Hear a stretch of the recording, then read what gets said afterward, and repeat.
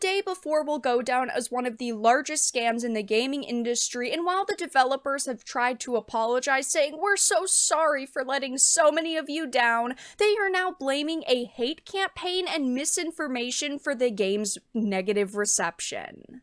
I have a few things to show off, but before we get into the topic, if you enjoy the content I create, check out the links in the description, follow me on social media, and consider supporting through Patreon or via YouTube memberships.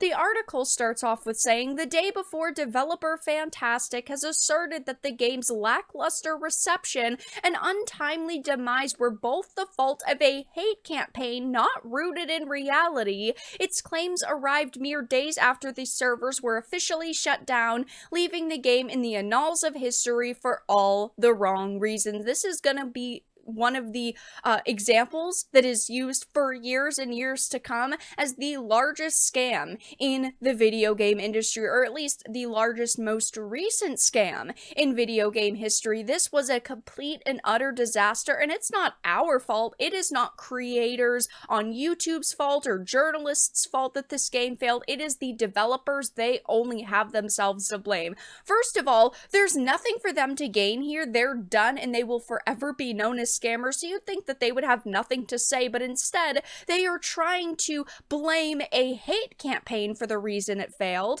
While 6 weeks have passed since, it would appear that the company remains operational for now, at least if its social media presence is any indication. Namely, Fantastic has taken to Twitter to share a response to the misinformation surrounding the day before in the form of a detailed statement denouncing the hate campaign against the game, which is so ridiculous. They are straight up lying. The irony here is that they're saying it was creators' faults, like YouTube creators, journalists' fault, that it failed because we spread misinformation, when it was the developers and publishers who spread misinformation about the product they had. They said that this was going to be an MMO survival game, and it ended up being an extraction shooter. And extraction shooters are still very popular, and many people would love a new extraction shooter to release, but it was nothing like what they promised. It is not our fault that we had expectations of a product because you set us up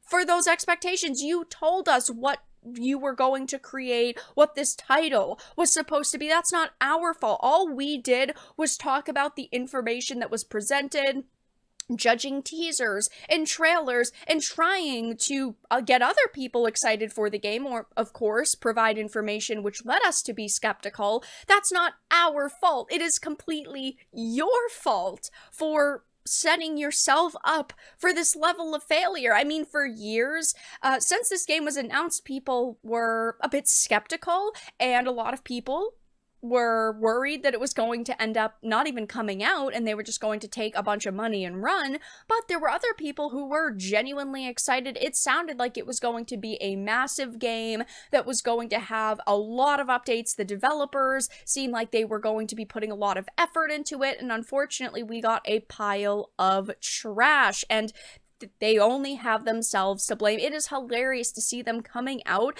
and trying to say that, oh, it was a hate campaign and misinformation which killed the game, which the game killed the game. You gave us a lackluster product, which was nothing that you originally promised. Of course, this title was going to fail, and it will forever be known as a major scam. I mean, look at the Steam page. Of course, you can no longer purchase this title, but it is sitting at very negative and overwhelmingly negative. Nobody enjoyed this. Everybody was disappointed. And yes, we should be blaming the developers, not other individuals like YouTubers, for simply covering the information and for judging a product. That is not our fault, and it's not your fault if you purchased this and you left a negative review and you were disappointed. But of course, these developers are almost trying to save their image when there is nothing they could do that could save them at this point. But that's all that I really had to discuss in this video. Let everyone know your thoughts in the comment section down below. If you enjoyed this, give it a like, and if you didn't, give it a dislike. I appreciate your support either way, but I will talk to you all again in the next video really soon.